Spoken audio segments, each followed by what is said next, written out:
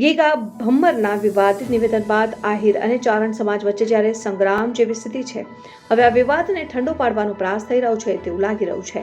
રાજકોટ ખાતે આહિર સમાજના અગ્રણીઓ કલેક્ટરે ચારણ સમાજના સમર્થનમાં આવેદનપત્ર આપ્યું અને આહિર સમાજે કલેક્ટરને રજૂઆત કરી છે કે ગીગા ભમ્મરે કરેલું નિવેદન વ્યક્તિગત છે। આહિર સમાજને તેના સાથે કોઈ લેવા દેવા નથી। આહિર સમાજે ગીગા ભમ્મર સામે કડક કાર્યવાહીની માંગ કરી છે। આહિર સમાજના અગ્રણીઓ અર્જુન ખાટરિયાએ જણાવ્યું કે માત્ર ને માત્ર એ વિવાદિત નિવેદન ગીગા ભમ્મરનું છે। અમે ચારણ અને ગઢવી સમાજનું સમર્થન કરીએ છીએ, તેમની લાગણી દુભાઈ છે અને અમને ટેકો આપે છે। વધુમાં જણાવ્યું કે આમાં સોનલ અને ચારણ ગઢવી પવિત્ર સમાજ છે।